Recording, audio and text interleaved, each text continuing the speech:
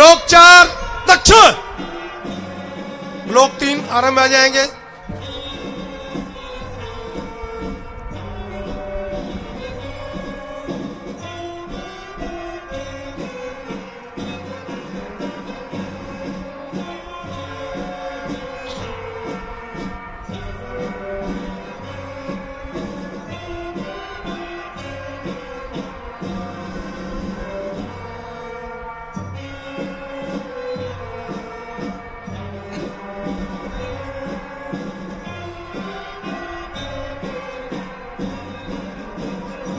Block 5 दक्षिण, block 4 room.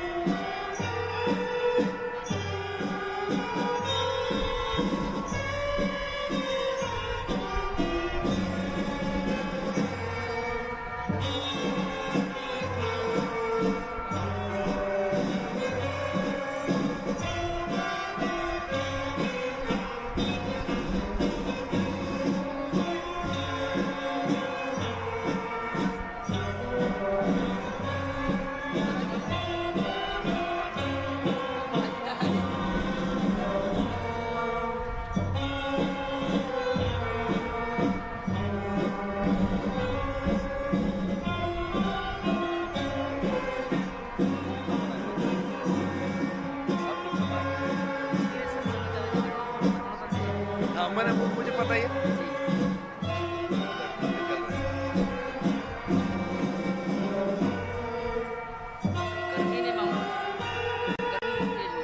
कोई बात नहीं।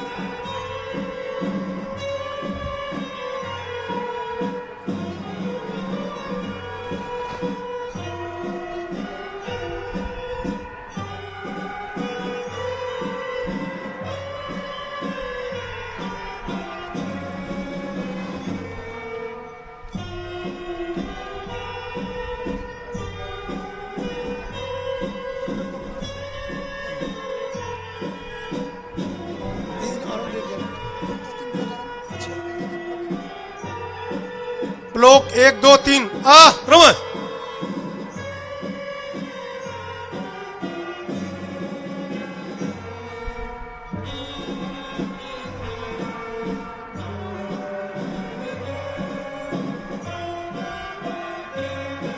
किसी को स्थान नहीं छोड़ना, अपने स्थान पर रहिए।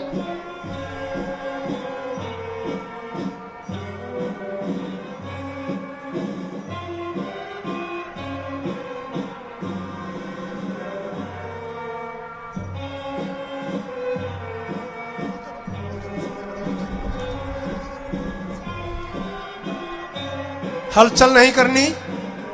सभी कार्यकर्ता बंधु, स्वयंसेवक बंधु हलचल नहीं करेंगे, समेक में खड़े रहेंगे। मेरे दाईं ओर का ब्लॉक क्रमांक 5, दाहिनी ओर का दक्षिण,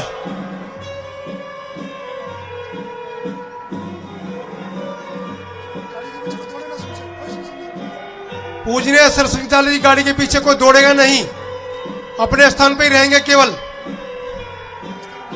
सभी स्वयंसेवक व्यवस्था बनाने में सहयोग करें, अपने स्थान पर चलेंगे नहीं।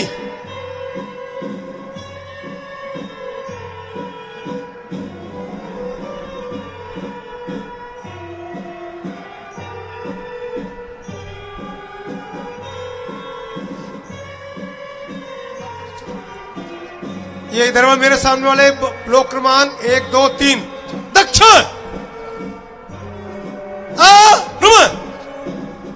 सामने सावधान, दक्षिण।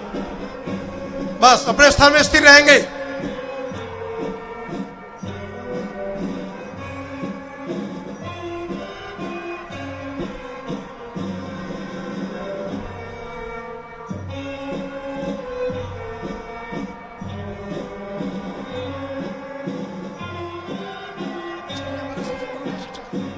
जो शिक्षक हैं पीछे, जो कार्यकर्ता चल रहे हैं, स्वयंसेवक, उनको रोकिए। कोई भी हलचल नहीं करेंगे। दक्षिण में खड़े हैं,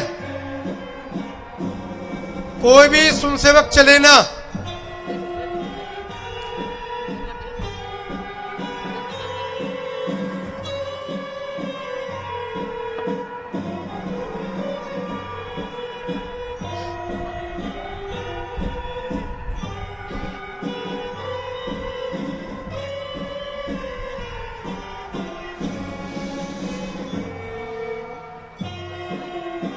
ये सड़क पर कौन चल रहे हैं कार्यकर्ता?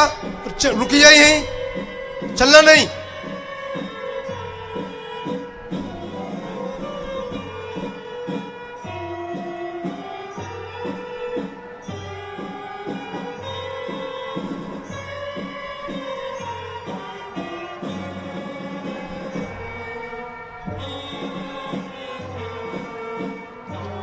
दक्षिण में रहेंगे, दक्षिण में, सभी दक्षिण में है अभी हम तीनों ब्लॉकों में।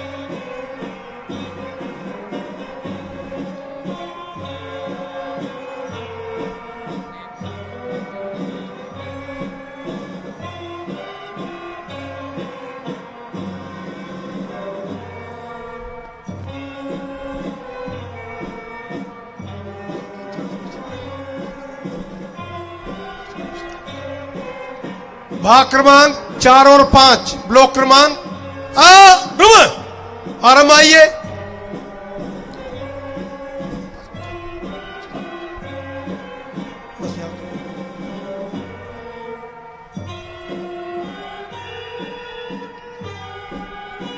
ये कौन कार्यकर्ता सड़क पर चल रहे हैं? रुक जाइए, सड़क पर रुक जाइए। चल कौन रहा है ये? मीडिया के बंधु भी रुके, मीडिया के बंधु भी ना चले।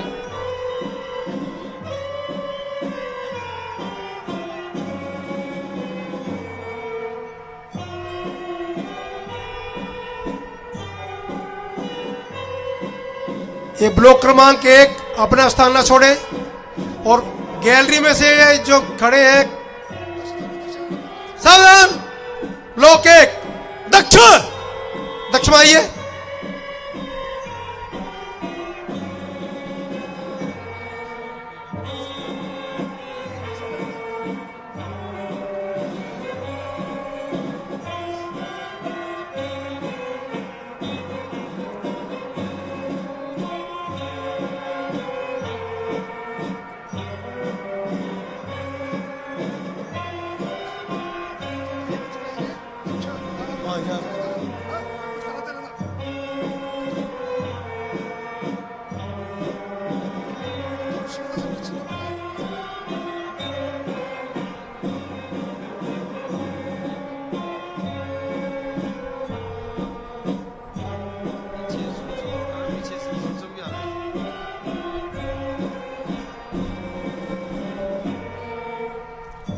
सावधान,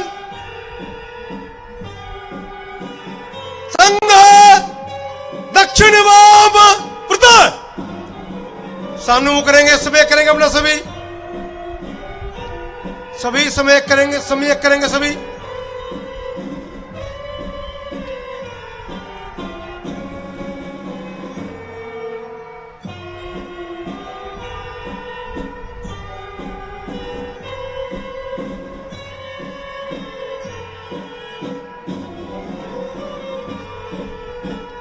सभी स्वयंसेवक बंधु अपना स्थान ले लेंगे, चिन्हों पर खड़े होंगे केवल। बिना चिन्ह कोई भी स्वयंसेवक ना हो, एक भी, शीघ्रता से।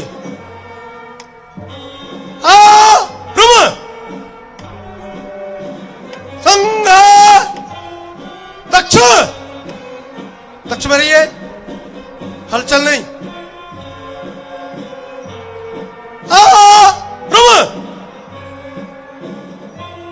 बस अब हलचल नहीं।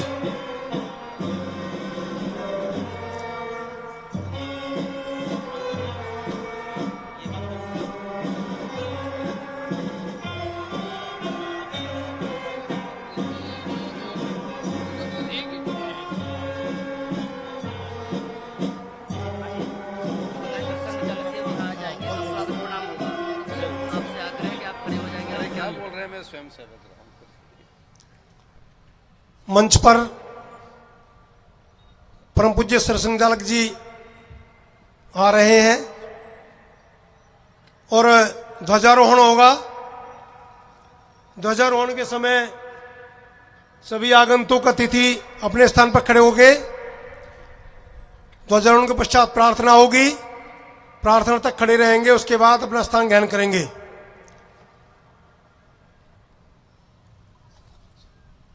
संघ दक्ष के बाद अभी स्वागत प्रणाम होगा और स्वागत प्रणाम के पश्चात अपना ध्वजारोहण होगा। ओके।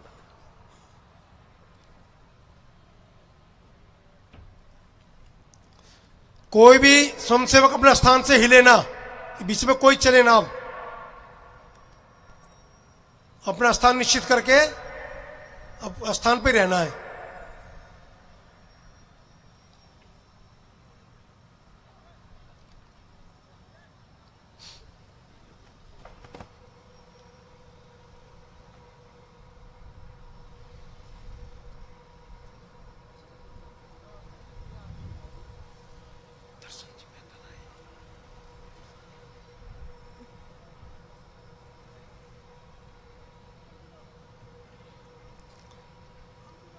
अभी सामने पंक्ति अपनी सीधी करेंगे, बिल्कुल सीधी करेंगे पंक्ति सामने देखकर।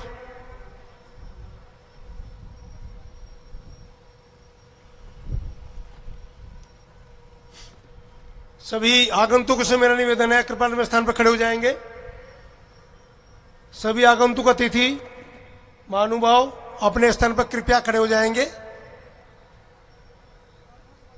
और प्रार्थना के पश्चात जब हमारी प्रार्थना पूरी हो जाएगी उसके बाद आप स्थान ले सकेंगे।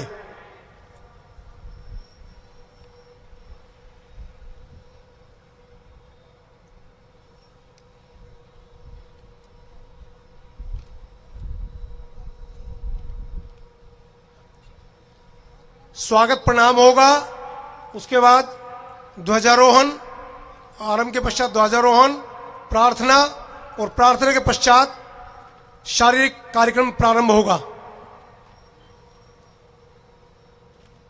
जिस समय शारीरिक कार्यक्रम होगा उस समय आगंतुक महानुभाव अपना स्थान ग्रहण करेंगे।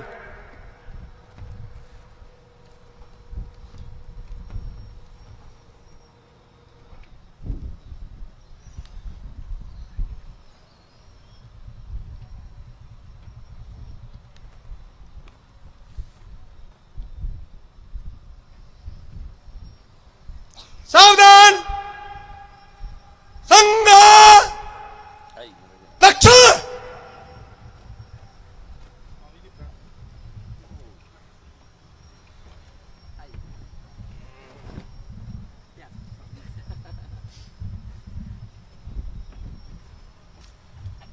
स्वागत प्रणाम। एक, दो, तीन।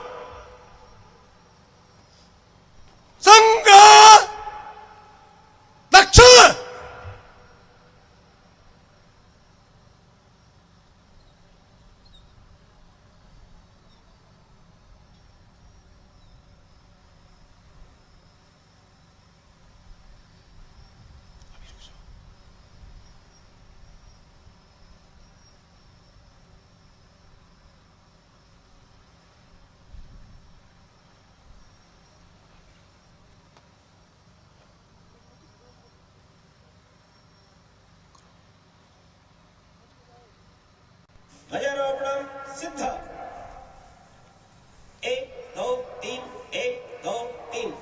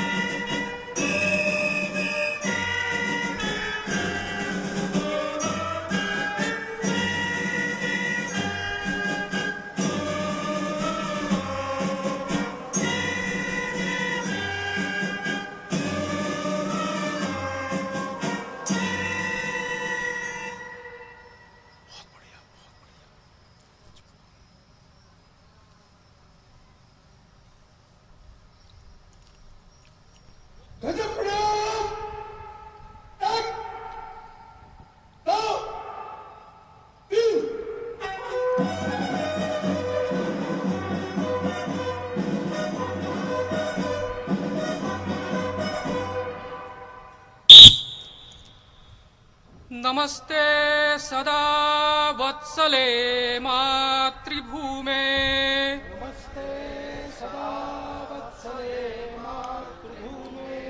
त्वया हिन्दुभूमे सुखं वर्धितोऽहम्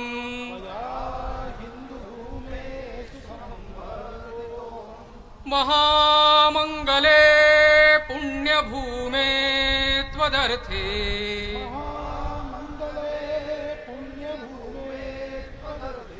पतत्वेषकायो नमस्ते नमस्ते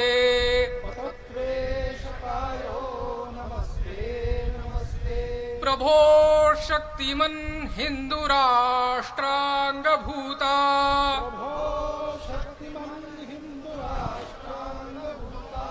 इमे सादरन्त्वान्नमामो वयम्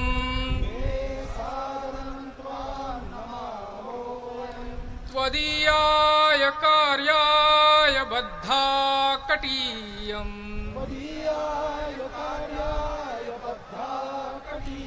शुभामाशिषं देहि तत्पूर्तये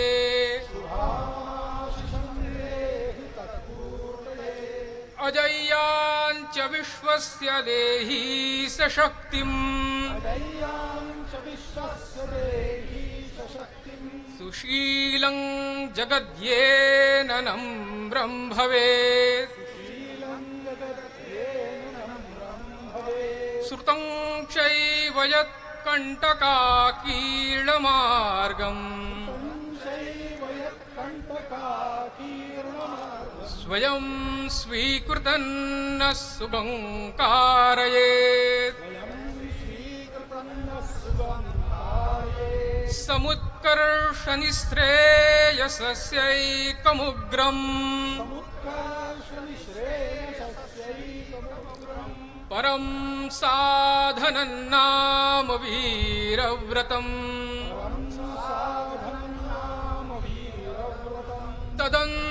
तदन्तस्फुरत्वक्षया ध्येयनिष्ठा हृदन्तः प्रजागर्तु तीव्रानिशम् विजेत्री च नः संहता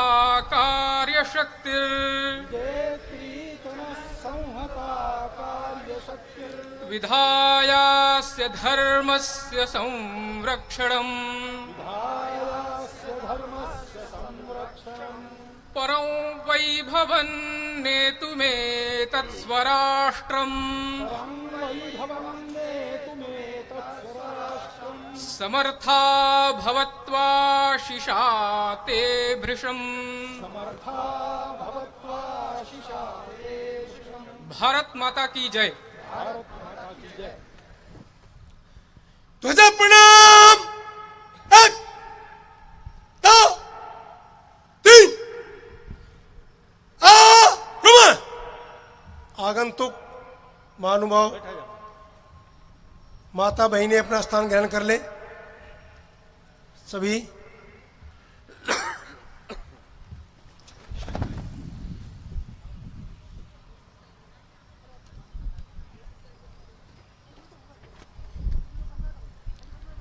सावधान।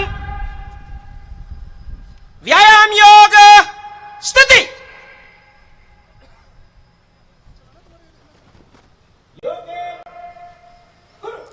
एक, दो, तीन, चार, पाँच, छः, सात, आठ, 9, 10, 11, 12, 13, 14, 15, 16। 1, 2, 3, 4, 5, 6, 7, 8, 9, 10, 11, 12, 13, 14, 15, 16। 1, 2, 3, 4, 5, 6, 7, 8, 9, 10, 11, 12, 13, 14 15 16 1 2 3 4 5 6 7 8 9 10 11 12 13 15 16 आरंभ समस्थिति तालासन विभागशः एक दो तीन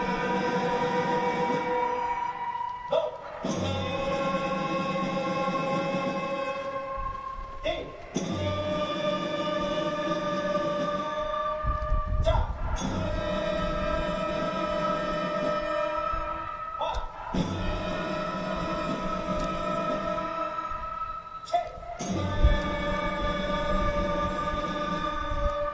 सात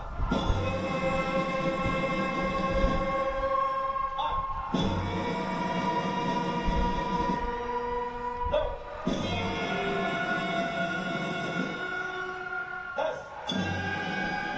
10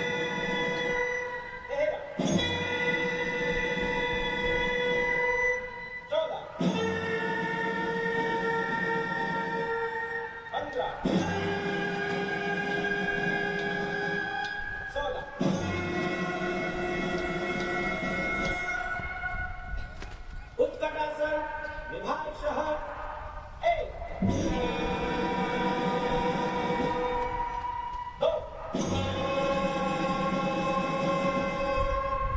तीन चार पाँच छः सात आठ नौ 10 11 12 13 14 15 16 अर्धकटी चक्रासन विभागशः एक दो तीन चार पाँच छः सात आठ नौ 10 11 12 13 14 15 16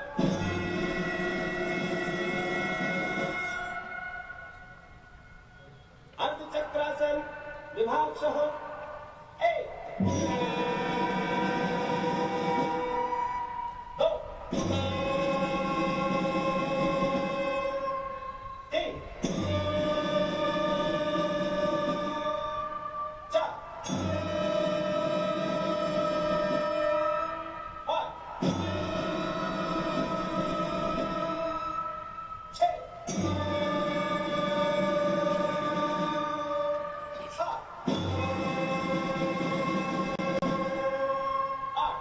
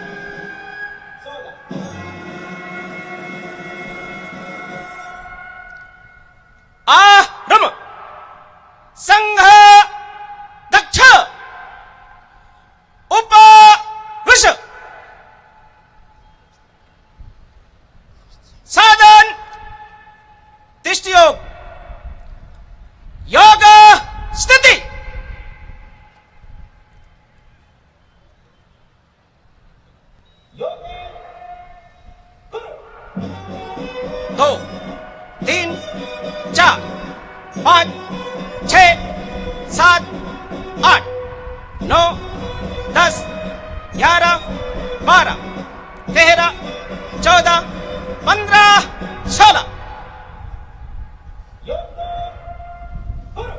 1 2 3 4 5 6 7 8 9 10 11 12 13 14 15 16 1 2 3 6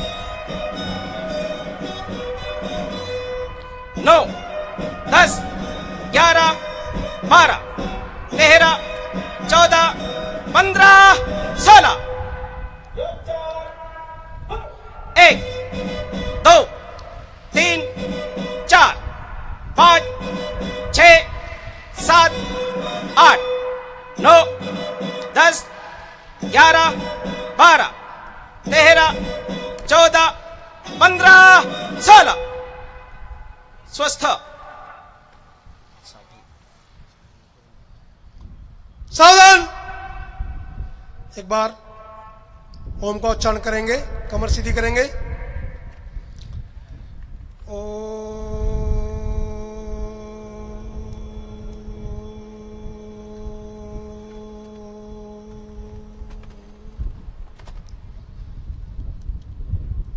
स्वस्थ। मंच परिचय के लिए मेरठ प्रांत के सह प्रांत कारवा श्रीमान जगेंद्र दत्त जी हम सब के सामने मंच परिचय कराएं।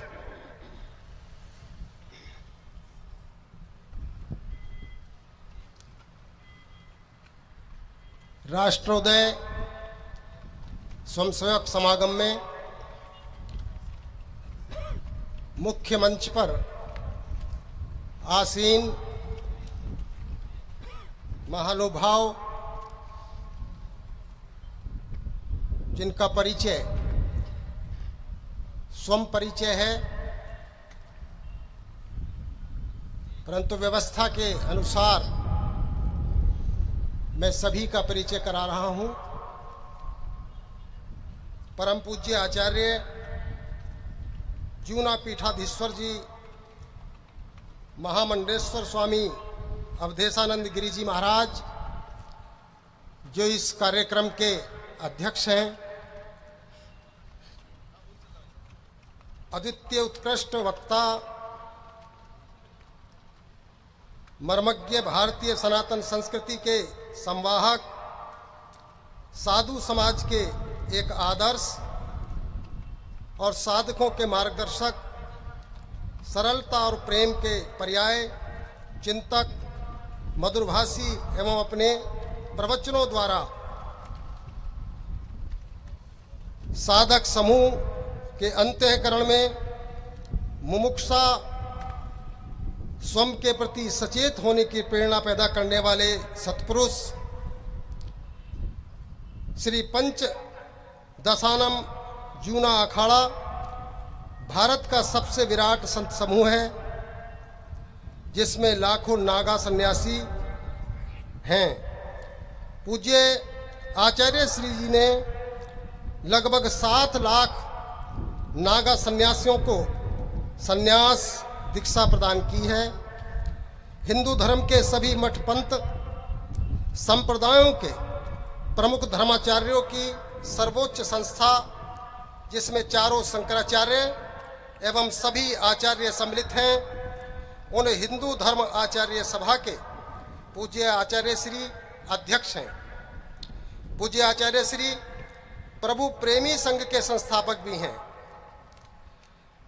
पूज्य आचार्य श्री जी विश्व प्रसिद्ध भारत माता मंदिर एवं समन्वय संस्था ट्रस्ट हरिद्वार के वर्तमान में अध्यक्ष हैं, जिसके देश विदेश में अनेकों शाखाएं आध्यात्मिक उत्थान के लिए कार्यरत हैं। पूज्य आचार्य श्री अनेक पुस्तकों के रचयिता एवं विभिन्न पत्र पत्रिकाओं के लिए समर्थ लेखक के रूप में ख्यात हैं। उनके आध्यात्मिक प्रवचन प्राय विश्व के अनेकों देशों में टीवी चैनल्स पर प्रसारित किए जाते हैं। ऐसे प्रातः स्मरणीय पूज्य आचार्य श्री हमारे इस कार्यक्रम के अध्यक्ष हैं। इसी क्रम में मुनि जैन मुनि 108 श्री विहर्ष सागर जी महाराज, आप दीक्षा पूर्व आपका नाम विनोद जैन उर्फ बंटी भाई था।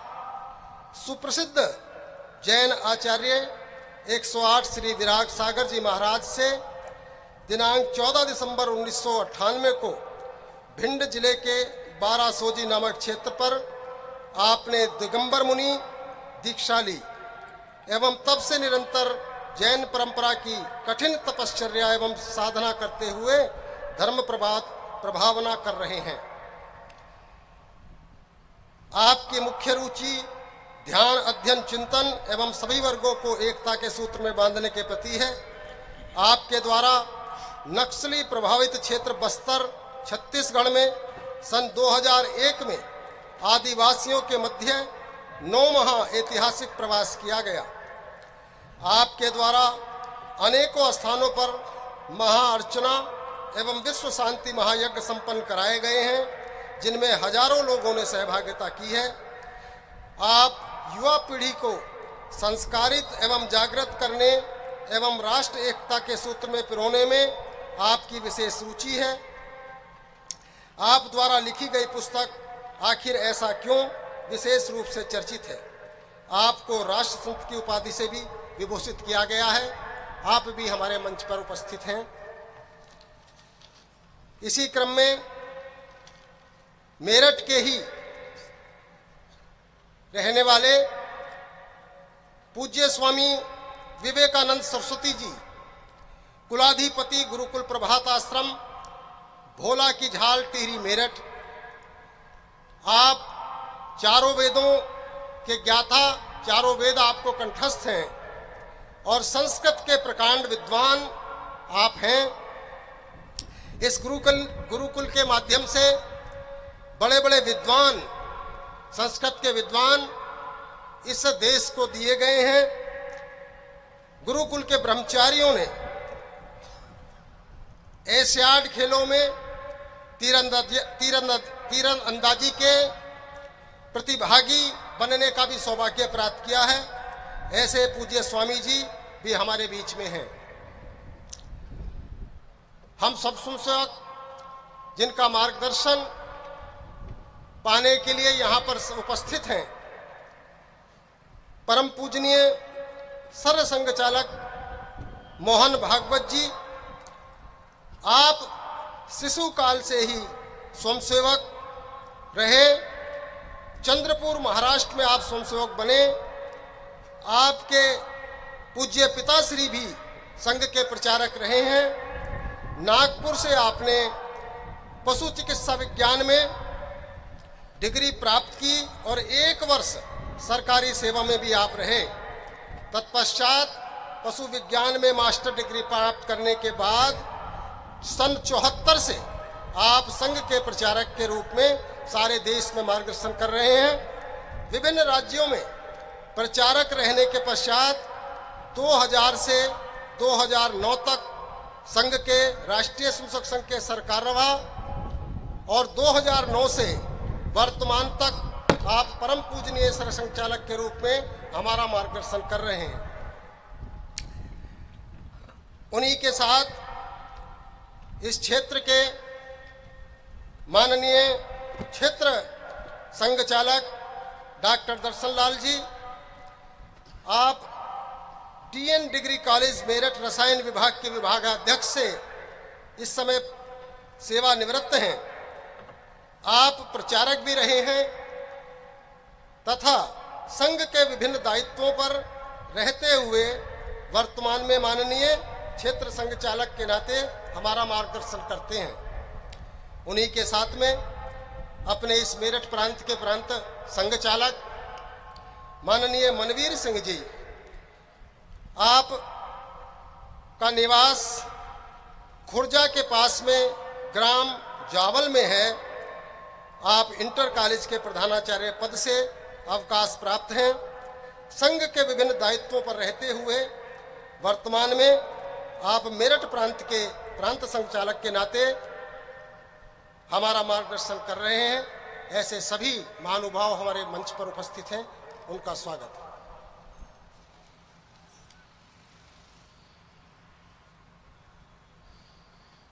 अब मैं मंच पर उपस्थित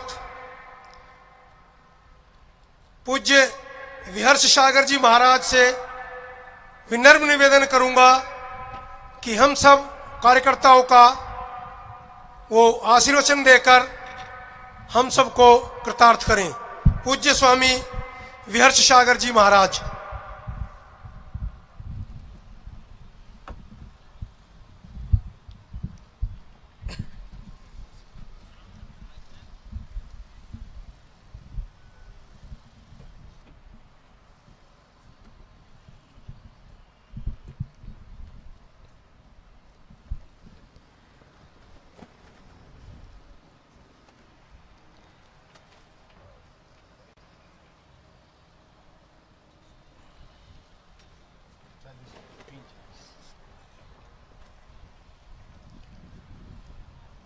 भारत माता की।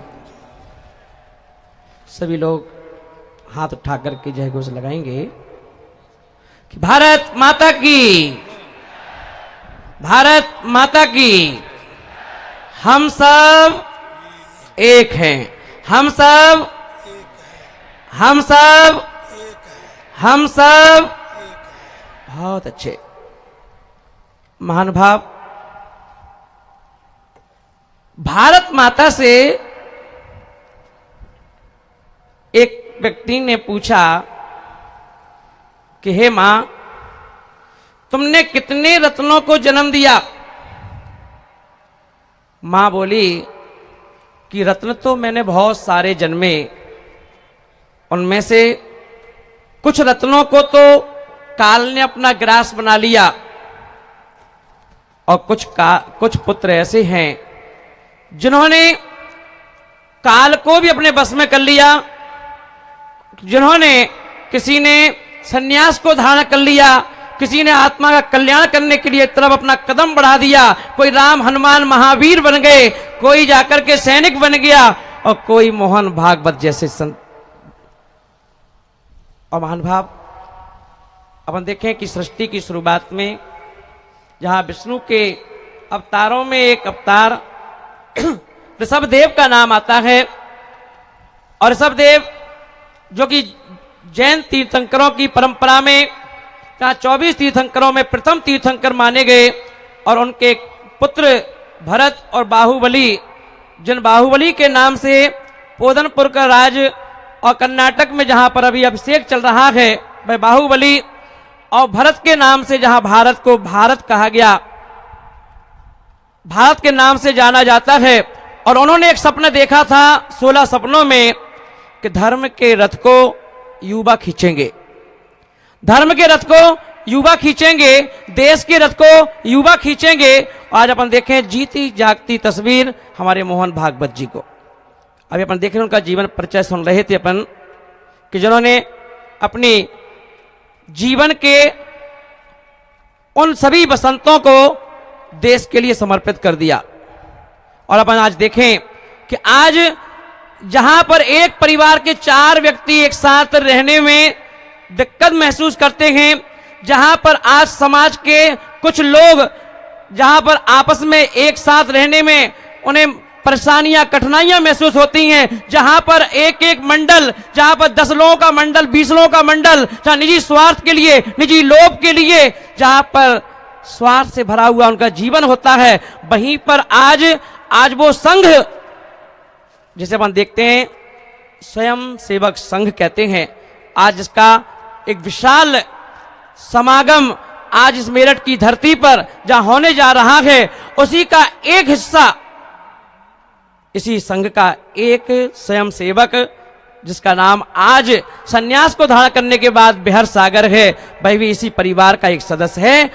सन्यास के पहले इन्हीं स्वयं सेवकों में एक सेवक मैं भी बैठा करता था। और महानुभाव आज अपन देखेंगे, आज आवश्यकता है युवाओं की, उन युवाओं के जहां आज सारे युवा हमारे बीच में मौजूद हैं, और मैं युवाओं से कहूंगा कि आज सारे युवाओं को देश को आवश्यकता है। तो आज अपन देखें कई युवा जहां पर अपने मार्ग से भटक करके, जिन्हें लोग भटका करके अन्य मार्गों पर लगा देते हैं, आज उन युवाओं को, जो युवा जब कभी हम लोग जेल में प्रवचन करने के लिए जाते हैं तो वहां पर देखते हैं काफी युवा वहां पर होते हैं, जिन्हें कहते हैं महाराज ये छोटे छोटे युवा यहाँ कोई लोभ के कारण से, किसी के कारण से यहाँ पर जेल में बंद हैं। मैंने उनसे कहा कि तुम्हारी जरूरत जेल को नहीं, तुम्हारी जरूरत देश के लिए है, तुम्हारी जरूरत समाज के लिए है, तुम्हारी जरूरत देश के उद्धार में एकता अखंडता के लिए है। और आज अपन देखेंगे महानुभाव कि आज जहां पर आज इतना बड़ा समागम जहां लेकर हम लोग बैठे हैं, और इस समागम में जहां अपन देखेंगे कि जैन शासन में आज जैन मुनि के रूप में मैं यहां पर मौजूद हूं, और अपन देखेंगे स्वयं सेवक का एक सेवक जो आज जैन मुनि बन के यहां बैठा है। जहां अपन देखें गणाचार्य गुरुदेव विराग सागर जी महाराज ने जब संस्कार दिए तो उन्होंने यही कहा था कि तुम स्वयं सेवक संघ के एक सेवक हो, तुम्हारा सिर्फ भेष चेंज हो रहा है, नियम कानून तुम्हारे वो ही रहेंगे। और आज अपन देखें बोले कि आप पहले भी प्रचार करते थे, अब भी तुम्हें प्रचार करना है। पहले तुम्हारा एक क्षेत्र सीमित था, अब तुम्हारा क्षेत्र पूरा भारत की धरती है, जहां भी तुम जाओ वहां तुम्हें प्रचार करना है। और वहां अपन देखें जिन्होंने कठिन चर्या से बांध करके, कि स्वयं सेवक की चर्या आप सबको मालूम है, जहां पर अपन देखें कि जैन संत जहां 24 घंटे में एक बार भोजन, एक बार पानी, बार बार पानी नहीं पी सकते, 4 महीने में एक बार अपने बालों को, चाहे मूछ के हों, चाहे दाढ़ी के हों, चाहे सिर के हों, इन बालों को बिना उस्तरे के, बिना कैंची के, अपनी उंगली, हाथों की उंगलियों से खींच करके इन्हें घास फूस की तरह उखाड़ कर फेंक देते हैं, जो कि नहाते नहीं। सेव वाटर और सेव डॉटर, जहां उनकी नीति है कि जहां पानी को ही बचाना है, आत्मा की शुद्धि रखना है, भावों की शुद्धि रखना है, विचारों की शुद्धि रखना है, परिणामों की शुद्धि रखना है, उनका ये लक्ष्य है। और जहां पर पूरी भारत की यात्रा बिना किसी गाड़ी के पैदल पैदल चल करके उस यात्रा को पूरी करते हैं, ऐसे वह जैन मुनि बन करके आज अपन देखें मैं अपने परिवार के बीच में यहां उपस्थित होकर के आज यहां पर बड़ा गौरवान्वित महसूस कर रहा हूं कि आज मैं अपने संघ के बीच में बैठ करके आज आपके बीच में आपके लिए देश की एकता अखंडता के लिए प्रेरित कर रहा हूं। और महानुभाव, क्योंकि आवश्यकता है युवाओं को, क्योंकि युवा इस धर्म के रथ को खींच करके आगे ले जाएंगे। और मैं 4 पंक्तियों से आपके लिए जोश भी दूंगा, पर उसके लिए पहले कहूंगा कि हम सबको एक रहना है, एक सूत्र में रहना है, क्योंकि आज आवश्यकता है उन लोगों से बचने की जो हमें तोड़ने की कोशिश कर रहे हैं, जिनका सूत्र है फूट डालो राज करो। आज अपन देखें कि आज हम घर में माँ बाप से भी दूर हो जाते हैं, भाई बहन से दूर हो जाते हैं, वो निजी स्वार्थ के लिए। आज उन स्वार्थों से बच करके आज हमें अपने धर्म की रक्षा, देश की रक्षा और अपने समाज की रक्षा, माता पिता की रक्षा, अपनी आत्मा की रक्षा करनी है। और आज अपन देखेंगे कि वह नीति जहां पर लोग कहते हैं कि आरएसएस, जिसकी 1925 में स्थापना हुई, और जहां पर पहले सर संचालक हमारे हेड गवार जी ने यह शुरुआत की थी, और आज उसी परंपरा को निर्वाह करते हुए आज हमारे बीच में मोहन भागवत जी सर संचालक जी अपने बीच में मौजूद हैं, जिनकी निष्ठा, समर्पण देश के लिए, देशवासियों के लिए, लोग कहते हैं कि वह आरएसएस कट्टर हिंदूवादी पार्टी, हिंदू शाखा है। मैंने कहा कट्टर हिंदू नहीं है, कट्टर हिंदू नहीं है, क्योंकि हिंदुस्तान है और हिंदुस्तान में रहने वाला व्यक्ति घर में मजहबी हो सकता है, घर में हिंदू, मुसलमान, सिख, ईसाई हो सकता है, पर देश के लिए वो हिंदू है। देश के लिए वह हिंदू है, हिंदू था, हिंदू रहेगा। इसलिए वह आरएसएस स्वयं सेवक संघ उस हिंदुत्वता की रक्षा करने के लिए, आपके मनोबल टूटता है तो उसको जोड़ने के लिए वह तो 4 प्रकार के जो ऋषभदेव भगवान ने दान की बात की उसको पूरा करता है। आज अपन देखें लगभग 70,000 की समथिंग जहां पर अस्पतालें आरएसएस ने खुलवाई हैं, वहीं पर 60,000 लगभग कम से कम इलाज के लिए अस्पतालों का निर्माण करवाया है।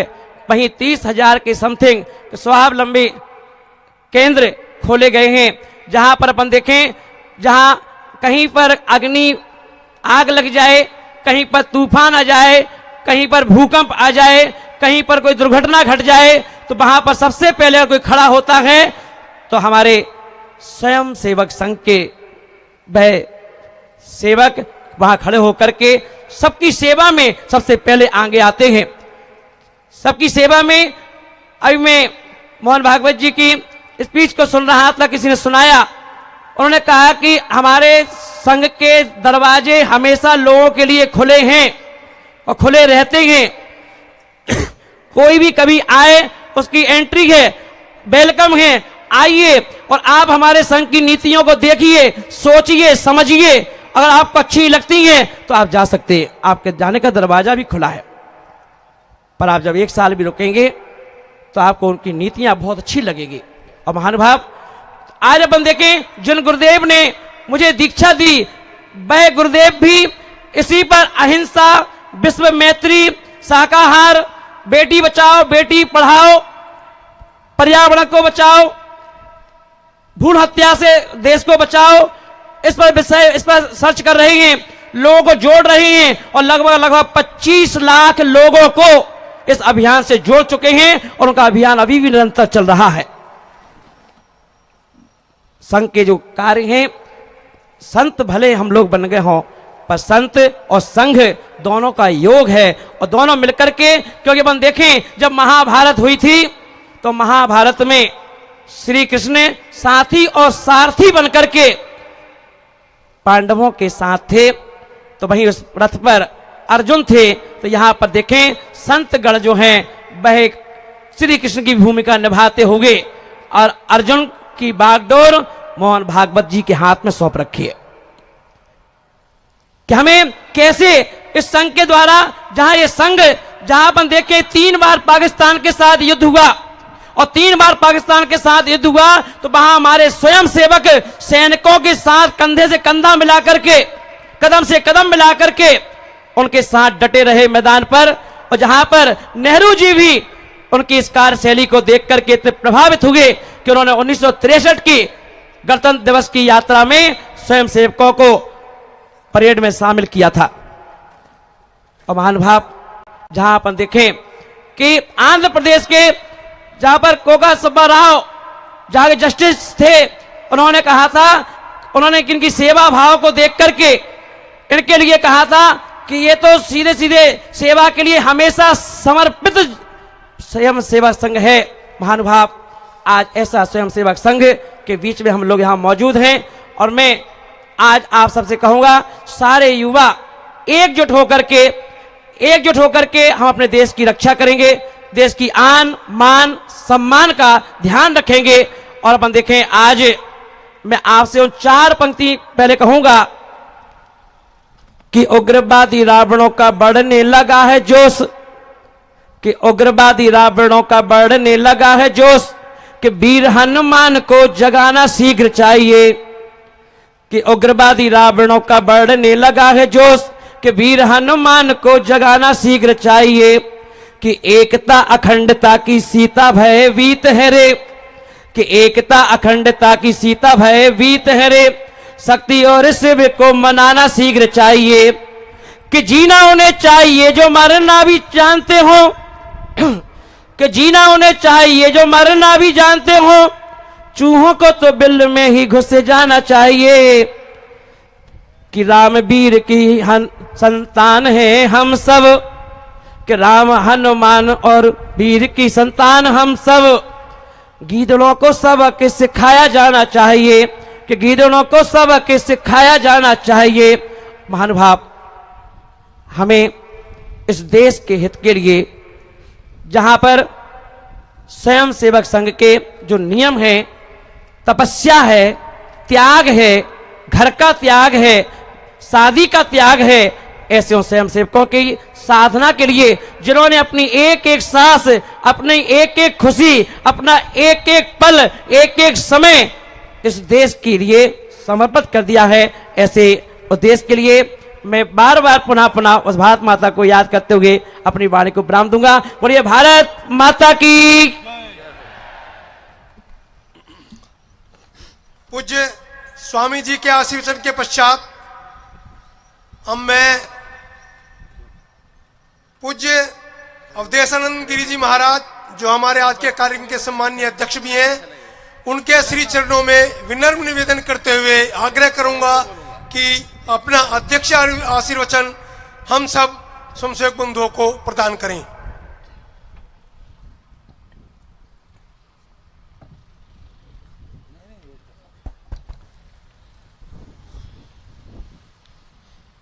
ओम विश्वानि देव सवितर दुरितानि परासुव यद भद्रम तन्नयासुव। शांति शांति शांति। ओम कल्याणी शस्य श्यामला रत्न गर्भा वीर प्रसूता धर्मधरा भारत की यह संस्कार संपन्ना मेरठ नगरी राष्ट्रोदय जैसे अत्यंत प्रेरक प्रभावी अनुष्ठान के इस स्वरूप में मंचस्थ करोड़ों हिंदुओं के हृदय सम्राट, विचारक, मनीषी, दार्शनिक और अत्यंत सौम्य आदरणीय श्रद्धेय सरसंघ चालक डॉक्टर मोहन भागवत जी, मंचस्थ पूज्य यति मंडल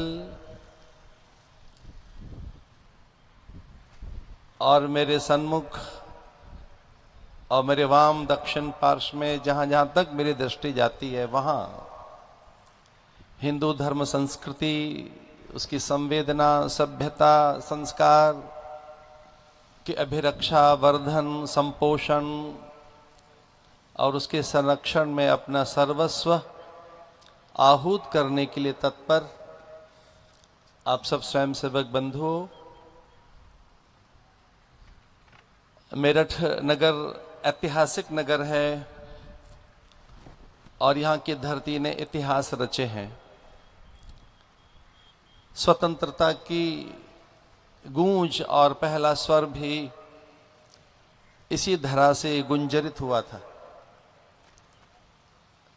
यहाँ भारत की तरुणाई, भारत का ये युवा रूप, स्वयंसेवकों के रूप में भारत की एक वह शक्ति जो केवल युवा शक्ति नहीं है, आध्यात्मिक शक्ति है, उसका एकत्रीकरण देखकर और कुछ ऐसा भी लग रहा है कि ये विश्व का पहला और ऐसा एकत्रीकरण है जो पहले कभी नहीं हुआ है। ऐसी इस एकत्रीकरण पर मेरा मन आह्लादित है। 88,000 ऋषियों का भी एक बार ऐसे ही बैठना हुआ है नैमिषारण्य में और अनेक बार ऐसे उद्धरण आते हैं कि समागम होते रहे हैं। ऐसे समुदाय में, विराट समुदाय में चिंतक, मनीषी, विचारक, पंडित, ज्ञानी, योगी, तपपूत, सन्यासी और योद्धा बैठते रहे। वे समाधान के लिए। आज कुछ ऐसा ही युग है जब पूरा संसार हमें देख रहा है। समाधान के लिए दृष्टि भारत की ओर है और भारत ने समाधान दिया है, चिरस्थायी समाधान दिया है। आज पूरे विश्व में भय, असुरक्षा, अशांति, दमन, अनीति, अत्याचार, शोषण है। आज पूरा विश्व भयभीत है, भारी उत्खनन है, ग्लेशियर पिघल रहे हैं, ओजोन की परत शिथिल हो रही है और बढ़ते तापमान, इस ग्लोबल वार्मिंग के कारण जीवन संकट में है। तो पूरा विश्व ये देख रहा है कि कौन सी जीवन शैली ऐसी है जो मनुष्यता को धरती, अंबर, अग्नि, जल, वायु, निहारिका, नक्षत्रों को बचा सकती है, जो पूरे जैव जगत के लिए कल्याणकारी जीवन शैली है, वो कौन सी है। और अब वो पिछले दिनों में वो कोपेनहेगन में बैठना रहा हो पर्यावरण शास्त्रियों का, या उससे पीछे ब्राजील में भी और हाल में पेरिस में भी, तो कुछ अब वैज्ञानिक, विचारक, अर्थशास्त्री, मनःचिकित्सक और विशेषकर पर्यावरण शास्त्री ऐसा अनुभव कर रहे हैं कि इस पूरी धरती पर कोई एक ऐसी जीवन शैली है जो धरती पर हरितिमा, गंध, धरा की गंध, हरितिमा, अन्न की पाचकता अथवा धरती, अंबर, अग्नि, जलवायु का संतुलन बचा कर रख सकती है। तो वो जीवन शैली केवल हिंदू जीवन शैली है, वो हिंदू जीवन दर्शन है, जैसे अब वैज्ञानिक ऐसा मानने लगे हैं। और उसके संस्कारों को भी, वह गर्भाधान से लेकर पुंसवन, सीमंतोनयन, जात कर्म अथवा वो यज्ञोपवीत से लेकर अंत्येष्टि संस्कार तक भी। अभी कुछ देशों में ये बात आ रही है कि जो भारत में विशेषकर जो हिंदुओं का जो एक संस्कार है, अंत्येष्टि संस्कार, वो बड़ा वैज्ञानिक संस्कार है। तो पूरा संसार हमारी ओर देख रहा है, वो जानता है कि ये अहिंसक है। अभी पूरी धरती पर एक चर्चा हुई है कि इस धरती पर अहिंसक कौन है, कौन उदारवादी है, कौन सहिष्णु है, कौन सभ्य है, किन्हें अपना आदर्श माना जा सकता है। तो वो आप ही हैं, वो हम हिंदू ही हैं। अरे धर्म के लिए तो हमने इससे बड़ी बात और कही क्या होगी। आत्मन प्रतिकूलानी परेशान न समाचरेत। हमारे यहाँ धर्म का अर्थ यही है कि जो दूसरों को अच्छा नहीं लगता वो हम न करें। जो दूसरों को अच्छा नहीं लगता, जो दूसरों को पीड़ा देता है, जो दूसरों के सम्मान, स्वाभिमान, उनकी निजता, उनके अधिकारों का अतिक्रमण करता है, वो धर्म नहीं हो सकता। तो आज ये सीखा जा रहा है, उसकी चर्चाएं की जा रही हैं। पूरे संसार भर के लोग इस बात को ध्यान से देख रहे हैं कि हिंदुओं ने धर्म के नाम पर परिभाषा क्या दी है। जहां धर्म के नाम पर आज एक बड़ा भारी संकट है, इस पूरी धरती पर एक नया संकट आया कि मैं ही अच्छा हूं, मैं ही श्रेष्ठ हूं, मेरा ही संप्रदाय, मेरी मान्यताएं सही है। और आज जो आतंक दिखाई दे रहा है पूरे वो यूरोप में दिख रहा हो और पूरे संसार में कहीं भी, उसके मूल में मैं श्रेष्ठ हूं, मैं जयी हूं, मैं ही अच्छा हूं, यही तो एक अहंकार है। पर हिंदू ने क्या कहा, हमारे शास्त्र बोलते क्या है, आत्मन प्रतिकूलानि। जो हमें अच्छा नहीं लगता वो दूसरों के साथ न करें। पापाय पर पीड़नम, अरे दूसरे को पीड़ा पहुंचाना ही हमारे यहाँ पाप बताया गया है। परहित सरस धर्म नहीं भाई, दूसरे के हित की रक्षा करना ही हमारा धर्म, ये हमें बताया गया है।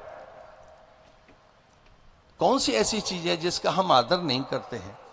वो धरा हो, अग्नि, जल, वायु हो, अन्न हो, हरितिमा हो, अरे जहां छोटे से कृमि कीट का भी आदर किया गया हो और ईश्वर को सर्वत्र जहां देखा गया हो। तो मैं आपसे निवेदन करना चाहता हूं कि आज पूरा संसार भारत की ओर देख रहा है, इस सिद्धांत को मानना चाहता है जो वेद ने दिया कि सर्वत्र है, परमात्मा हर जगह है। ईशावास्य इदम सर्वम यत् किंचित जगत्याम जगत तेन तक्तेन भुंजी था मां हृदय कस्वित धनम। हमारी संस्कृति भोगने की संस्कृति नहीं, विचार पूर्वक, ज्ञान पूर्वक, त्याग पूर्वक उसका सदुपयोग करने की संस्कृति है। अब इसे सीख रहे हैं पूरे संसार भर के लोग। आदरणीय सरसंघ चालक जी से हल्की सी चर्चा हो रही थी, बात उदारता की निकल कर आई। अरे हमसे अधिक उदार है कौन? और कोई हमसे ये भी आकर कहे कि आप कट्टर हो रहे हैं, तो हिंदू की कट्टरता का अर्थ भी यही है कि हिंदू उदार हो रहा है, वह अत्यंत सहिष्णु है, वो सबके अधिकारों की रक्षा करना जानता है, वो सबके सम्मान के लिए खड़ा है। मैं निवेदन ये करना चाहूँगा कि आज पूरे संसार भर में जो दमन, अनीति, अत्याचार और शोषण है, उसके संदेश हमारे यहाँ से जाने चाहिए एकता के माध्यम से। और हम जितनी भी जातियों में हैं भारत के लोग, वो हमारा सद्भाग्य है, वो हमारा एक प्रकार से वैशिष्ट है, वो हमारा सौंदर्य है। जातियाँ हमारे यहाँ की निधि हैं।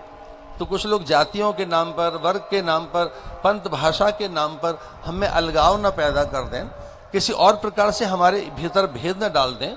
हम सब जितने भी हैं वो सब एक ही हैं, ऐसा एक जो संदेश हमारी भारत की संस्कृति ने दिया है, उसको जन जन तक पहुंचाएं। वसुधैव कुटुंबकम की हमारी संस्कृति, आत्मवत् सर्वभूतेषु, सब में एक ही आत्मा है और सबको अपने जैसा ही देखो, ऐसी भावना की हमारी संस्कृति।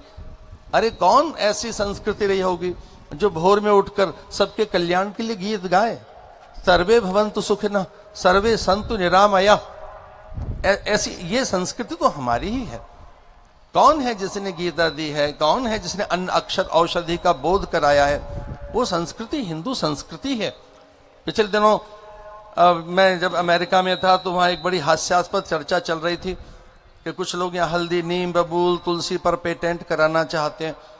और मैं बड़ा चकित था जब ये सुनने में आया कि कुछ लोग यहाँ योग पर पेटेंट कराना चाहते हैं। अरे भाई, आपके यहाँ योग कभी था नहीं? हल्दी, नीम, बबूल, तुलसी, इन सब की आपके यहाँ कभी चर्चाएं नहीं थी, इन पर क्या पेटेंट आप कराएंगे? लेकिन हमारे ऋषियों ने कभी ये कल्पना भी नहीं की होगी। प्रतिशत का प्रबोध उन्होंने दिया, दशमलव का ज्ञान उन्होंने दिया, अक्षर अंक का ज्ञान उन्होंने दिया, अरे शून्य का ज्ञान भारत ने दिया है।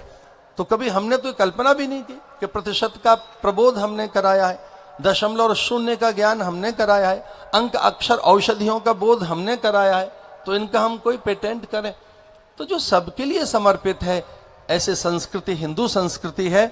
और सच यही है कि अगर हम अपनी संस्कृति, संस्कार, विचार और संवेदनाओं के साथ हैं, तभी हम अधिक ताकतवर हैं, तभी हम अधिक बलवान हैं, तभी हमारे पास में सारी सामर्थ्य है। हम ये न भूलें कि हम ऋषियों की संतान हैं, हम अमृत की संतान हैं, हम अमृत के पुत्र हैं। हमसे अधिक और बलवान कौन हो सकता है? इस संस्कृति ने यही तो नारा दिया है कि मुझे कोई मार नहीं सकता है। तो जो अजेयता के गीत गाती हो, अमरता के गीत गाती हो, जो नित्य सनातन शाश्वत सत्ता है, हम इस प्रकार का बोध कराती हो, ऐसी संस्कृति हिंदू संस्कृति है। मैं बहुत ही गौरवान्वित हूँ ये दृश्य देखकर कि मेरे सामने भारत की युवा शक्ति बैठी है और अपना इस राष्ट्रोदय का उद्देश्य भी भारत माता को परम वैभव पर लेकर जाना है, भारत के भीतर एकता को स्थापित रखना है। मैं इतना ही जानता हूँ कि अगर स्वयंसेवक इकट्ठे रहेंगे, हमारी शाखाएं चलती रहेंगी, हम अपने संस्कारों के साथ जुड़े रहेंगे, तब हमें कभी कोई तोड़ नहीं सकता और हमारे भी आसपास में कोई संकट भी आकर खड़ा नहीं हो सकता। जैसा कि आदरणीय मुनि जी ऐसा कह रहे थे कि वो भी बाल स्वयंसेवक रहें, तो ये मुझे भी बड़ा हर्ष है कहते हुए कि मैंने भी बचपन में वो सब गीत गाए जिनमें वो मंत्र मुझे आज भी याद है, त्वदीयाय कार्याय बद्धा कटियम। तो मैं भी आपके सामने ये बात दोहराना चाहता हूँ कि अगर संघ की नीतियों के साथ रहें, अपने आचार विचार में आप रहें, अपने स्वभाव में आप रहें, तो आपसे अधिक सामर्थ्यवान कोई नहीं है। तो अपने परिवारों के संस्कारों की रक्षा की आवश्यकता है और अपनी जो मान्यताएं उन्हें सहेज के रखने की आवश्यकता है। और हमारी संस्कृति जो सनातन संस्कृति है, वेद विहित संस्कृति है, शास्त्र सम्मत संस्कृति है, अथवा जो महज्जनों के आचरण के साथ जीवन जिया ऐसा कहने वाली संस्कृति है, वो अजेय संस्कृति है। हम कालजयी, मृत्युंजयी, सनातन, आर्य हिंदू संस्कृति के उपासक हैं और हम अपनी शक्ति को जिस दिन पहचान लेंगे उस दिन कोई दुर्बलता नहीं रहेगी, भय नहीं रहेगा, अल्पता नहीं रहेगी, अभाव नहीं रहेगा। तो यहाँ उसी मंत्र को दोहराने की आवश्यकता है। अपने स्वरूप सत्ता अपने अस्तित्व को समझने की आवश्यकता है। तो जिस दिन भी व्यक्ति अपने स्वरूप और स्वभाव को और अपनी शक्तियों को पहचान लेता है तब वो बलवान बन जाता है। और ये जन्म भी इसी बात के लिए है कि हम अपनी अनंतता को अर्जित कर लें, अपने स्वभाव को पहचान लें। तो राष्ट्रोदय के इस अद्भुत अनुष्ठान में सम्मिलित होकर मैं बहुत आनंदित हूँ। इस अवसर पर इस आयोजन के पीछे जो एक बड़ा प्रबंध तंत्र लगा है, एक संगठन तंत्र और एक अद्भुत कौशल, उसे देखकर भी बड़ा मैं अचंभित हूँ। अब ये पूरा विश्वास है मेरे मन में कि ये संस्कृति चिरकाल तक पूरे विश्व का न केवल मार्गदर्शन करती रहेगी बल्कि नेतृत्व करती रहेगी। बहुत बहुत शुभकामनाएं। स्वयं सेवकों को मेरी बहुत बहुत शुभकामनाएं। मंचस्थ सभी विभूतियों को, विशेषकर यहाँ सभी मतपंथ संप्रदायों के धर्माचार्य, आचार्य और अनेक समाजों के प्रमुख आए हुए हैं, उनको भी मैं प्रणाम करते हुए राष्ट्रोदय के इस अनुपम अनुष्ठान में आकर आह्लादित हूँ, ऐसा कहते हुए बहुत बहुत शुभकामनाएं।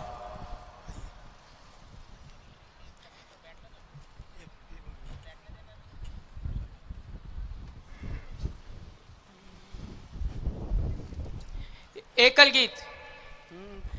जिस दिन सोया राष्ट्र जगेगा, दिस दिस फैला तमस हटेगा। जिस दिन सोया राष्ट्र जगेगा, दिस दिस फैला तमस हटेगा।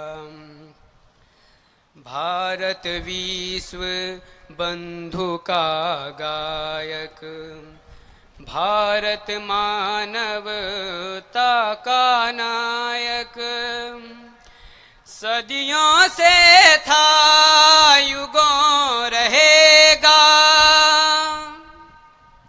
सदियों से था युगों रहेगा।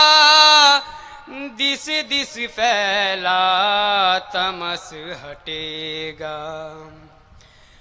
जिस दिन सोया राष्ट्र जगेगा, दिस दिस फैला तमस हटेगा। वैभवशाली जब हम होंगे, नहीं किसी से हम कम होंगे। वैभवशाली जब हम होंगे, नहीं किसी से हम कम होंगे। क्यों ना फिर गणतव्य मिलेगा, क्यों ना फिर गणतव्य मिलेगा। दिस दिस फैला तमस हटेगा। जिस दिन सोया राष्ट्र जगेगा, जिस दिन सोया राष्ट्र जगेगा, दिस दिस फैला तमस हटेगा। हम सब की तो राह एक है, कोटि हृदय और भाव एक है। हम सब की तो राह एक है, कोटि हृदय और भाव एक है। बात हमारी विश्व सुनेगा,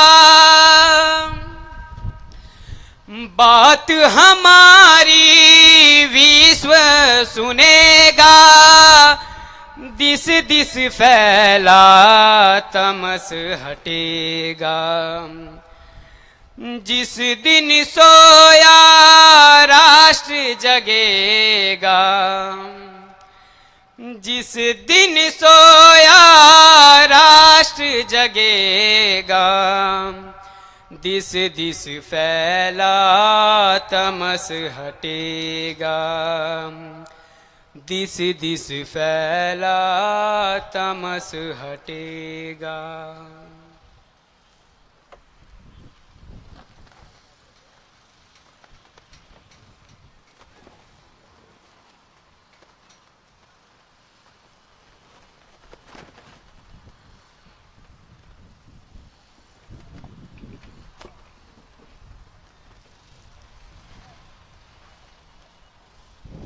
आज के कार्यक्रम के अध्यक्ष परम श्रद्धेय अवधेशानंद जी महाराज, परम श्रद्धेय श्री विहर्ष सागर मुनि जी, परम श्रद्धेय श्री विवेकानंद जी महाराज, मेरे बाएं तरफ मंच पर विराजमान सभी श्रद्धेय संत वृंद, निमंत्रित नागरिक सज्जन, माता भगिनी, माननीय क्षेत्र प्रांत संघचालक जी, माननीय क्षेत्र संघचालक जी, उपस्थित अन्य अधिकारी गण एवं आत्मीय स्वयंसेवक बंधु,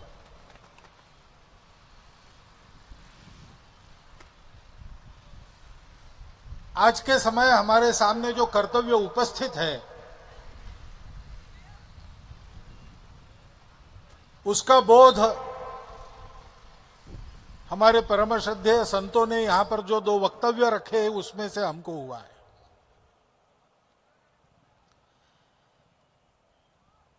एक बात हमारे कर्तव्य की है, संपूर्ण दुनिया 2000 वर्षों तक अनेक प्रकार के प्रयोग करके थक चुकी, सुविधाएं तो प्राप्त हुई, सुख समाधान शांति प्राप्त नहीं हुई। दुनिया के कलह मिटे नहीं, दुनिया का दुख दूर हुआ नहीं, दुनिया में हिंसा वैसी ही चल रही है। और इसलिए विश्व सोचता है कि भारत के पास एक ऐसा रास्ता है जो सबको सबका सुख दे सकता है, शरीर मन बुद्धि के साथ साथ आत्मा का भी सुख दे सकता है, एक साथ चारों को चला सकता है, व्यक्ति को सुखी करते समय समाज को भी सुखी करता है, सृष्टि को भी सुखपूर्वक चलाता है और सारी समष्टि को परमात्मा की ओर बढ़ाता है। भारत के पास ही अर्थ ऐसा एक रास्ता है कि जो अर्थ काम को भी पुरुषार्थ कहकर उनकी उपेक्षा न करते हुए मनुष्य को मोक्ष की ओर बढ़ाने वाला धर्म देता है। उस धर्म की आवश्यकता आज संपूर्ण दुनिया को प्रतीत हो रही है। सबको जोड़ने वाला, सबको ऊपर उठाने वाला, सब में संतुलन बिठाने वाला, सबका समन्वय उत्पन्न करने वाला, सृष्टि के जीवन की धारणा करने वाला धर्म, वो संपूर्ण दुनिया को देने के लिए भारत को तैयार रहना है। ये एक बात कर्तव्य की कही गई और उसी समय यह भी कहा गया कि सजगता भी आवश्यक है। इस प्रकार का भारत खड़ा हो, उसके लिए भारत का सारा समाज एकजुट हो, इसमें बाधा लाने वाले लोग हैं, शक्तियां हैं, उनके षड्यंत्र छल कपटों के बावजूद हम सबको एक होना है और यह उद्यम करना है। अब ये दोनों बातें करनी है और ये दोनों बातें हम सब लोगों को करनी है, भारत के सब लोगों को करनी है, मिलकर करनी है। तो उसके लिए क्या करना पड़ेगा? इस कार्यक्रम का नाम रखा गया है राष्ट्रोदय। राष्ट्र के उदय अस्त दुनिया में होते रहे हैं। स्वामी विवेकानंद महाराज कहते, यानी अपने यहां बैठे हुए नहीं, रामकृष्ण परमहंस के शिष्य, उन्होंने कहा कि प्रत्येक राष्ट्र का एक जीवन प्रयोजन होता है। सृष्टि जीवन के लिए आवश्यक जब होता है तब उस प्रयोजन को लेकर उस राष्ट्र का जन्म होता है। सारी सृष्टि में उसका आदर्श उत्पन्न करने के लिए उसका विकास होता है, और जब उस प्रयोजन की आवश्यकता समाप्त होती है तो उस राष्ट्र का विलय हो जाता है।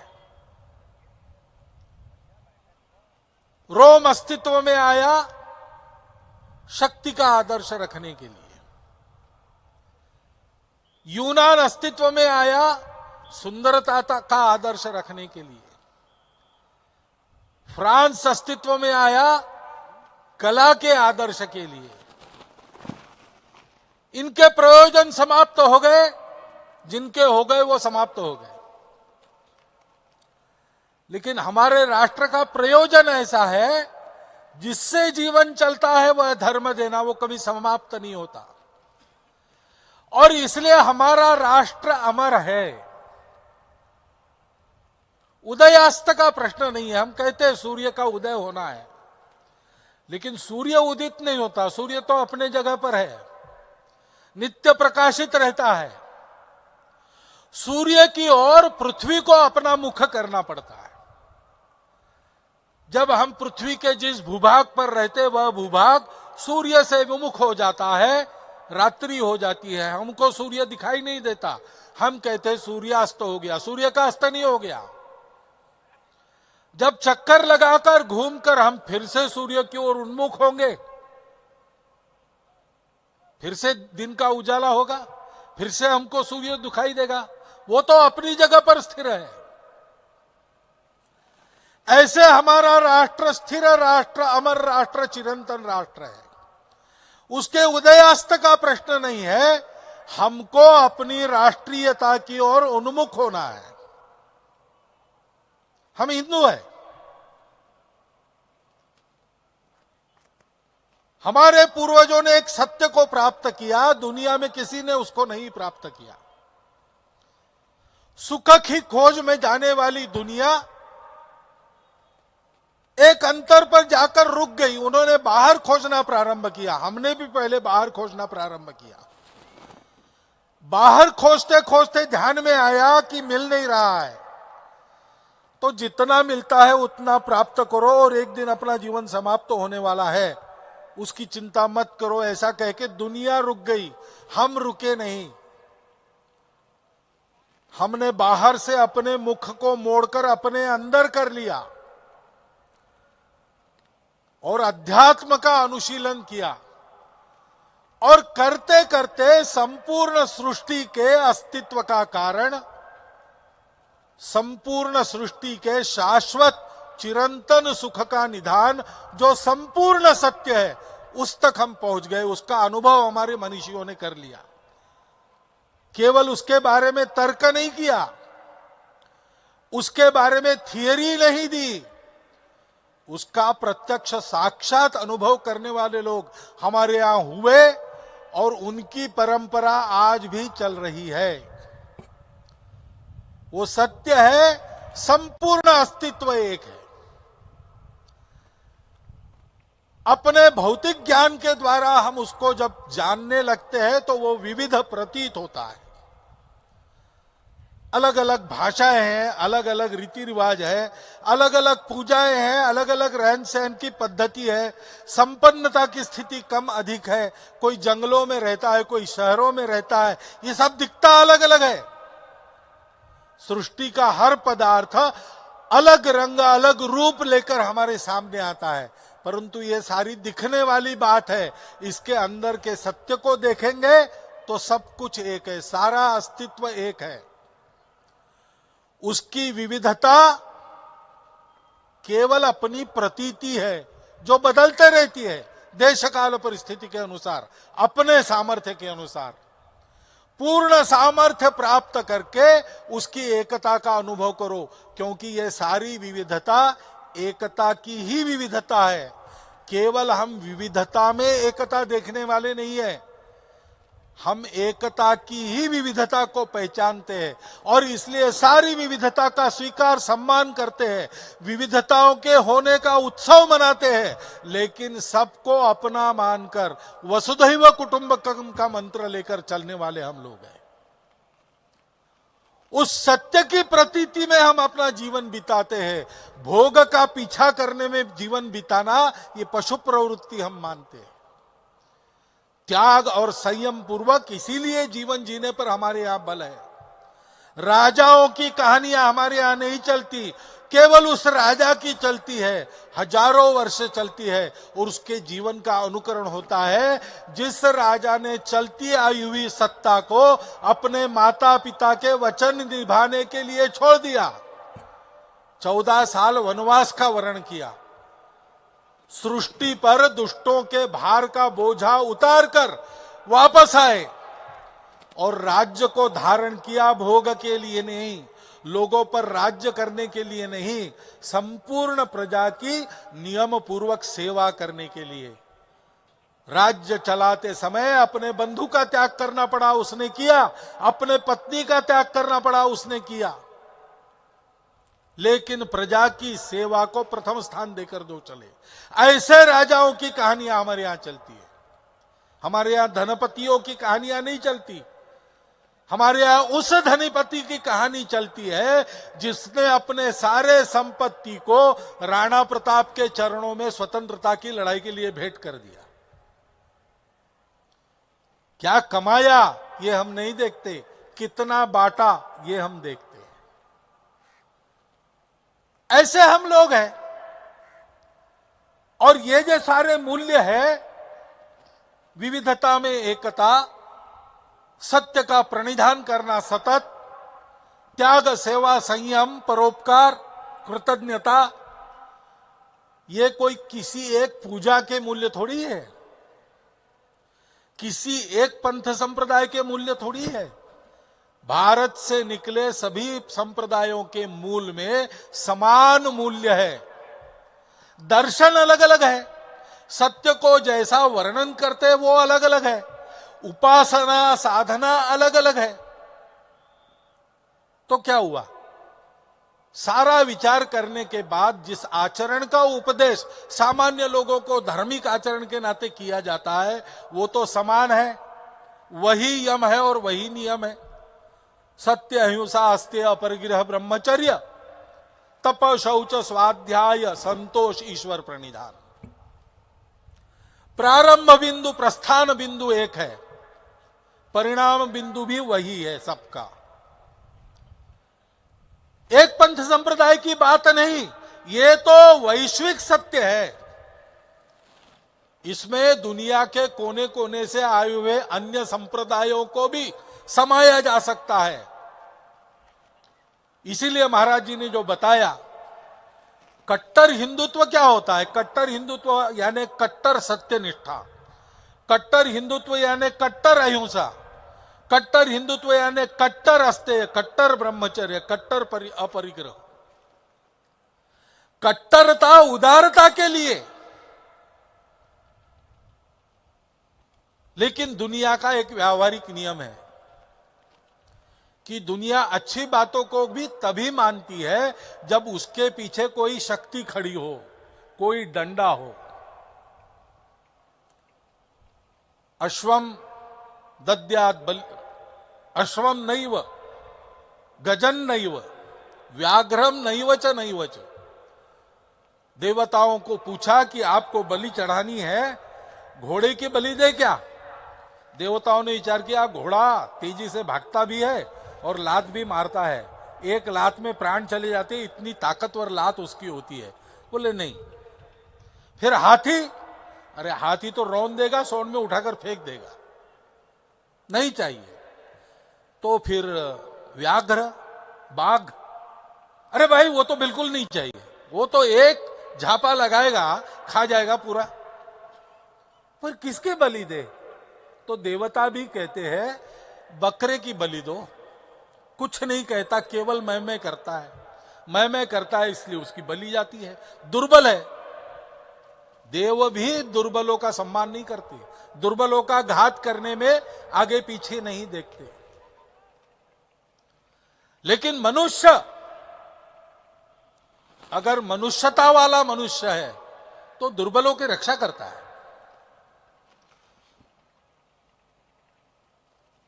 विद्या विवादाय धनम मदाय शक्ति परेशान परपीड़नाय।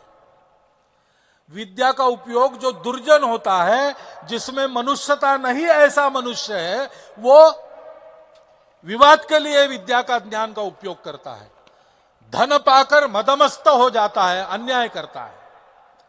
दुर्बलों को धक्का मारते घूमते फिरता है अगर बलवान है तो।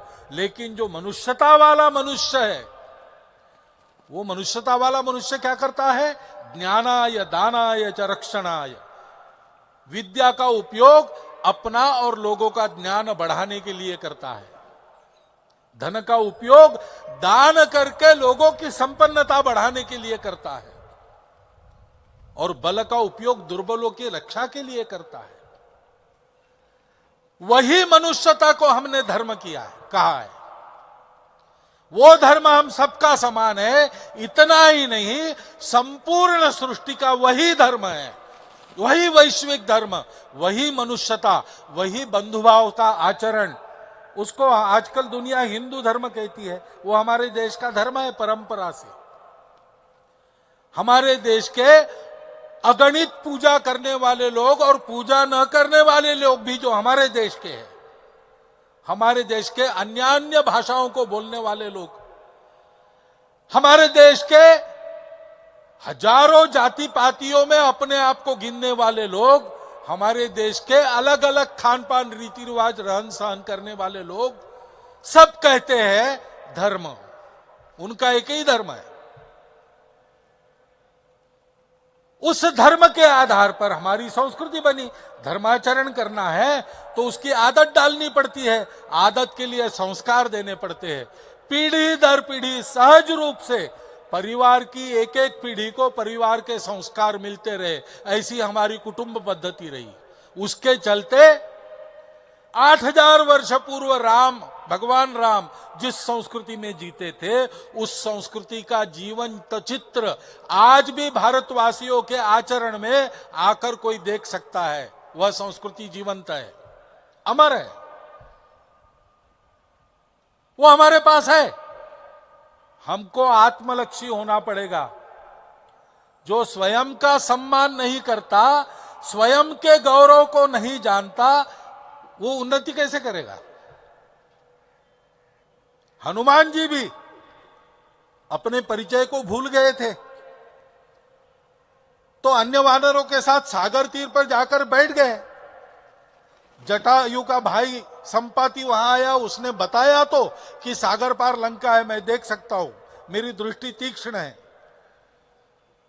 और वहां सीता अशोक वन में बैठी है, लेकिन किसी ने देख आना चाहिए, कहीं सुनी पर विश्वास नहीं करना चाहिए। स्वामी को प्रतिवृत्त बताना है, वो सत्य होना चाहिए।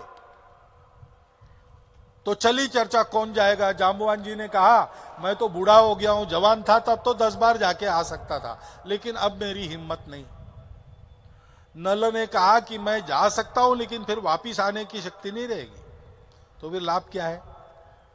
नील ने कहा, जा सकता हूं, लेकिन बीच बीच में पड़ाव करना पड़ेगा, यहां तो अथांग सागर है, बीच में रुकने का विश्राम का स्थान ही नहीं है, कैसे जाऊंगा?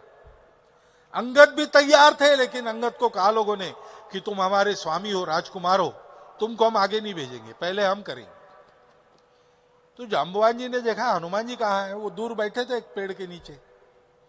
जाकर उनको कहा कि आप नीचे मुख करके क्यों बैठे हो, वहां जाना है, श्री राम का कार्य उपस्थित हुआ है, तो तुमको जो बोल नहीं रहे हो। तो हनुमान जी ने कहा, इतने सीनियर आप सब लोग हो, आप नहीं कर सकते तो मैं क्या करूं?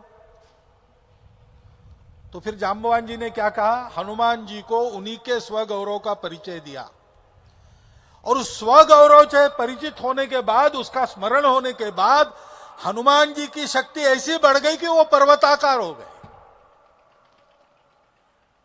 एक ही झाप में समुद्र को लांग दिया, जाते जाते मैनाक को नीचे बैठा दिया,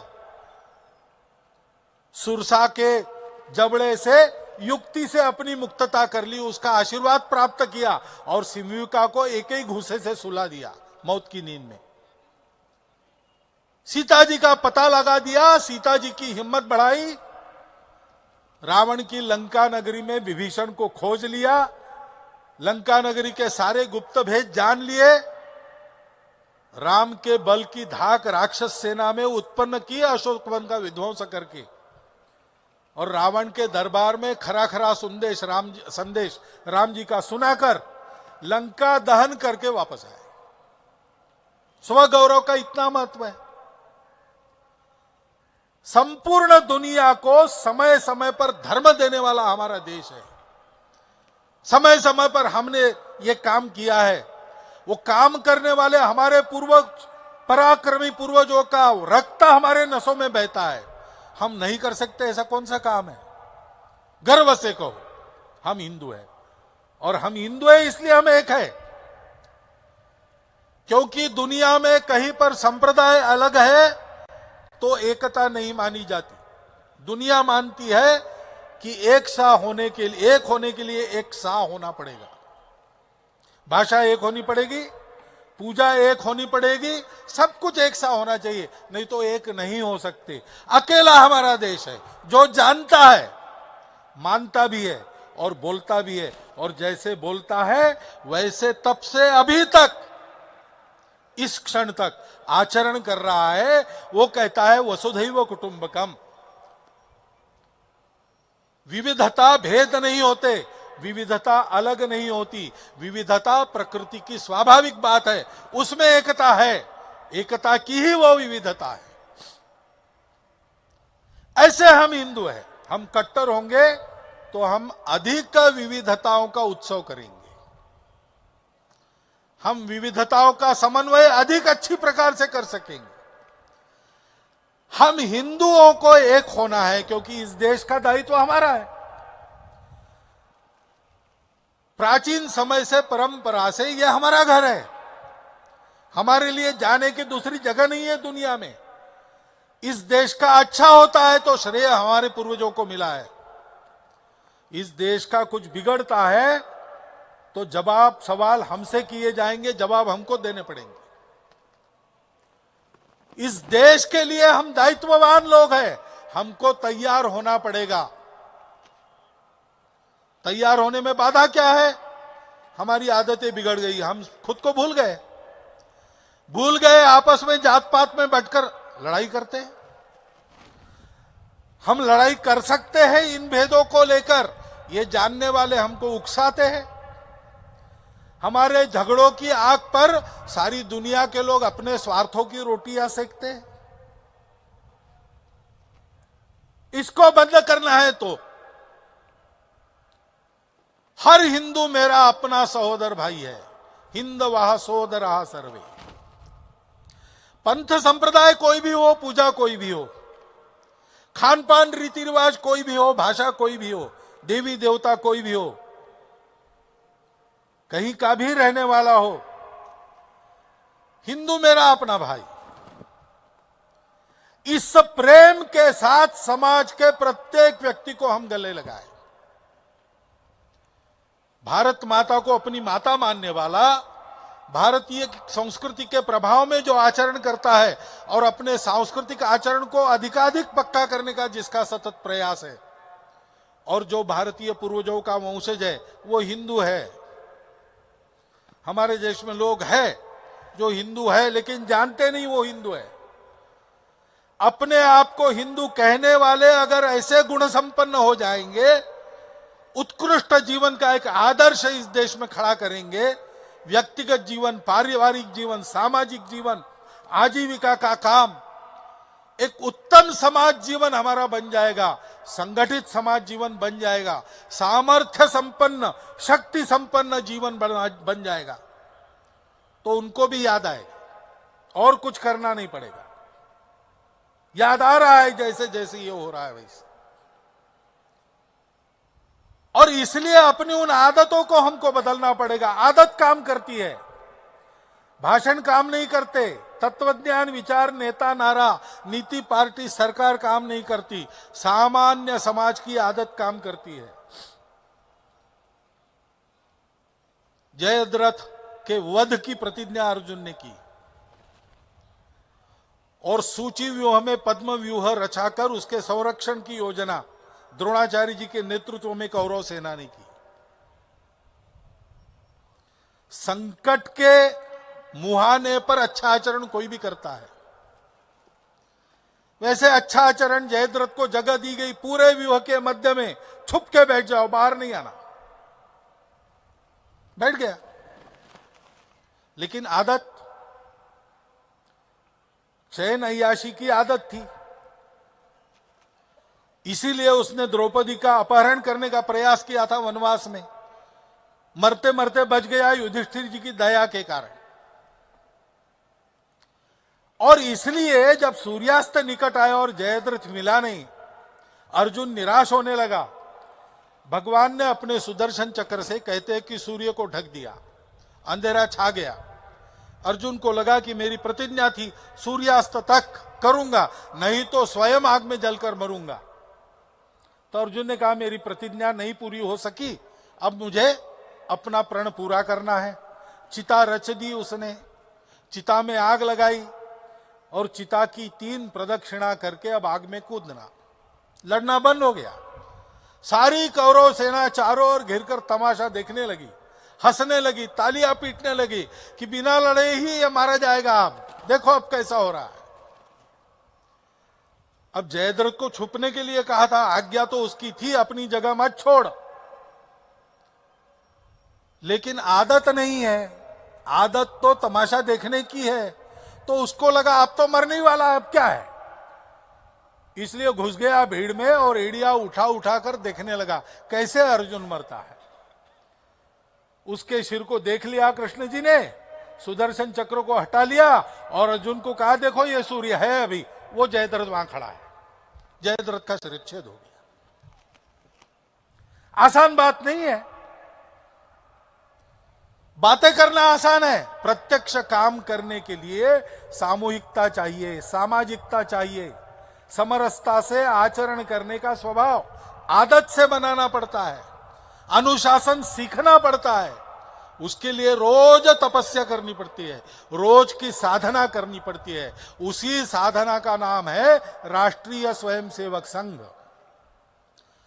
स्वयंसेवकों को भी समझना चाहिए, रोज की शाखा में मन लगाकर सीधे साधे सरल कार्यक्रम करने से कैसे कैसे कर्तृत्व संपन्न संपूर्ण समाज को अपना मानने वाले, वैर भाव मन में बिल्कुल न रखते हुए देश के हित में जो करना है वो बिना किसी हिचक के करने वाले लोग निकलते हैं। ये बताने की जरूरत नहीं, संघ के स्वयंसेवक चारों ओर अनेक काम कर रहे हैं। 1,70,000 से ऊपर सेवा कार्य सुदूर वन गिरी कंदरों में जाकर, ग्रामों में जाकर कर रहे, अपनी चमड़ी घिसकर अपना दमड़ा खर्चा करते हुए, सरकार का पैसा लिए बिना, जहां आवश्यक है वहां समाज को साथ लेते हुए समाज जीवन के अनेक अंगों में पहुंच गए। वहां उन्होंने वहां के अग्रणी कहे जाने वाले काम खड़े किए। जब कभी कोई संकट आता है, आसमानी हो या सुल्तानी हो, संघ के स्वयंसेवक पहले पहुंच जाते हैं देश के हित में अपनी सेवाएं देने के लिए, और आवश्यक है तो प्राण भी देने के लिए। पश्चिम बंगाल की सीमा पर 1971 के युद्ध में बांग्लादेश बना नहीं था और पाकिस्तान से युद्ध छिड़ा। पाकिस्तानी सेना वहां से घुसने लगी। वहां की शाखा का मुख्य शिक्षक एक वनवासी बालक अर्जुन तिर्की, उसको पता लगा, 9वीं में पढ़ रहा था। वो दौड़ते दौड़ते बीएसएफ के कैंप में गया। उसने बताया सैनिक घुस रहे। वहां 2-3 ही उनके लोग तैनात थे और पूरी रेजिमेंट आ रही थी। जल्दी चलो। तो उन्होंने उसके पास बारूद की पेटियां दी और कहा कि तुम जाओ आगे मोर्चे पर पहुंचा दो, हम आ रहे। वो आगे दौड़ा, बारूद की पेटियां पहुंचाई। वहां के 3-4 पहरेदारों के साथ वो भी डटा रहा और उस युद्ध में गोली खाकर शहीद हुआ। रायगंज के आगे एक गांव में उसका शहीद स्मारक है। ये स्वयंसेवक है संघ का। तेरा वैभव अमर रहे मां, हम दिन चार रहे न रहे। ये गीत गाना आसान है, लेकिन इसके लिए तैयार होने के लिए इस नित्य साधना की आवश्यकता रहती है। इस साधना से मन में हिंदुत्व का स्पष्ट अर्थ लेकर, मन में हिंदुत्व के लिए गौरव लेकर, तन मन बुद्धि में उस हिंदुत्व का संरक्षण करने की शक्ति लेकर, संपूर्ण समाज को साथ लेकर चलने की, संपूर्ण समाज के साथ चलने की क्षमता रखने वाला गुणशीलवान स्वयंसेवक तैयार होता है। प्रत्यक्ष प्रमाण है। हम सबको चाहिए कि उस साधना को हम मन लगाकर करें। ये कार्यक्रम हम करते हैं वो प्रदर्शन के लिए नहीं है। शक्ति का हिसाब लगाते हैं हम कितनी आई, लेकिन शक्ति का प्रदर्शन नहीं करते, क्योंकि शक्ति प्रदर्शन करने की आवश्यकता नहीं होती। शक्ति होती है तो दिखाई देती है। जंगल का शेर निकला, नया नया बना था, बूढ़ा शेर मर गया था, उसका शावक वो राजा बन गया। तो जाके खरगोश को निकाला उसके बिल से बाहर, पूछा राजा कौन है जंगल का, बता। खरगोश तो कांपने लगा थर थर। उन्हें कहा महाराज ये क्या पूछने की बात है, कोई दूसरा कुछ कह रहा है क्या, आप ही तो राजा है। हाँ, उन्होंने कहा ठीक है जाओ सो जाओ। आगे बढ़ा, सियार को पकड़ा। सियार को भी कहा कि कौन है जंगल का राजा, जल्दी बता। तो सियार ने कहा महाराज सारी दुनिया चिल्ला चिल्ला कर कहेगी इस प्रश्न के उत्तर में, इस जंगल के राजा तो आप ही हो, दूसरा कौन हो सकता है। सिंह को बड़ा अच्छा लगा, सीना तन गया, गर्व से फूल गया मन, और डोलते डोलते और आगे गया तो हाथी आ रहा था सामने से। उसकी राह रोककर खड़ा हो गया और गर्जा कर पूछा हाथी को कि बता जंगल का राजा कौन है। हाथी ने उसको सूंड में लपेटा, उठा के फेंक दिया। अब सारे प्राणी देख रहे, उनके सामने ये बदनामी हो गई। अब कैसे तो रास्ता निकालना चाहिए। शरीर की धूल झाड़कर वो शावक खड़ा हुआ और हाथी को जोर से कहता है कि अरे भाई, तुमको इस प्रश्न का उत्तर मालूम नहीं था तो गुस्सा होने की क्या आवश्यकता थी। शक्ति दिखानी नहीं पड़ती। सिंह दिखाने गया, उसको पता चल गई उसकी शक्ति। हाथी ने दिखाई नहीं, शक्ति का प्रयोग हुआ जब प्रसंग आया तब। शक्ति प्रदर्शन नहीं है। हमारी कितनी शक्ति है, हम कितने लोगों को बुला सकते हैं। केवल बुला नहीं सकते, कितने लोगों को बिठा सकते हैं, कितने लोग अनुशासन में रह सकते हैं, इसको हम नापते हैं। और उसके आधार पर जो निष्कर्ष निकलते हैं, उसके आधार पर आगे बढ़ते हैं और अच्छा काम करते हैं और विस्तार करते हैं अपने कार्य का और दृढ़ीकरण करते हैं इस कार्य का। परंतु ये जो काम है, संपूर्ण दुनिया को नया मार्गदर्शन देने वाला भारत, वो किसी एक संगठन के उद्यम से भी खड़ा होने वाला नहीं। केवल संघ के स्वयंसेवक ऐसे बनकर लाभ नहीं होगा, संपूर्ण समाज को राष्ट्रीय स्वयंसेवक संघ बनना पड़ेगा। दूसरा उपाय नहीं है, दूसरा उपाय नहीं है। एक बड़ा समूह खड़ा होकर मिलजुल कर काम करता है, तब काम होते हैं। और जो काम सारे समाज का है, वो सारे समाज को मिलजुल कर खड़ा होकर उसके लिए योग्य बनकर करना पड़ेगा। और इसलिए आज के इस आयोजन पर सबको मेरा आह्वान है कि संघ की इस बात को समझिए और संघ के हितैषी वगैरह बने न रहते हुए सीधा सीधा सहयोगी कार्यकर्ता बनिए। संघ की साधना को कीजिए, उस साधना से योग्य बनिए और समाज में काम करने के लिए आवश्यक प्रामाणिकता, निस्वार्थ बुद्धि लेकर तन मन धन पूर्वक समाज को इस प्रकार जोड़कर आगे बढ़ाने के किसी न किसी काम में सहयोगी कार्यकर्ता बन जाइए। इतना एक आवाहन मैं आपके सामने रखता हूं और मेरे 4 शब्द समाप्त करता हूं।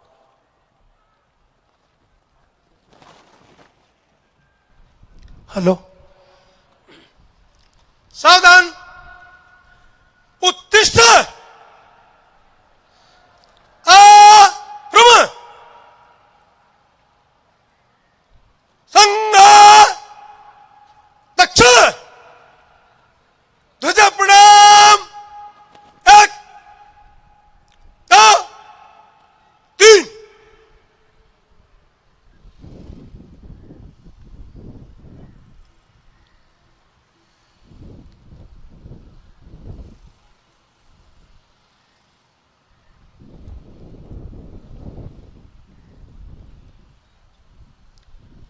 ध्वजावतरण सिद्ध। 1 2 1 2।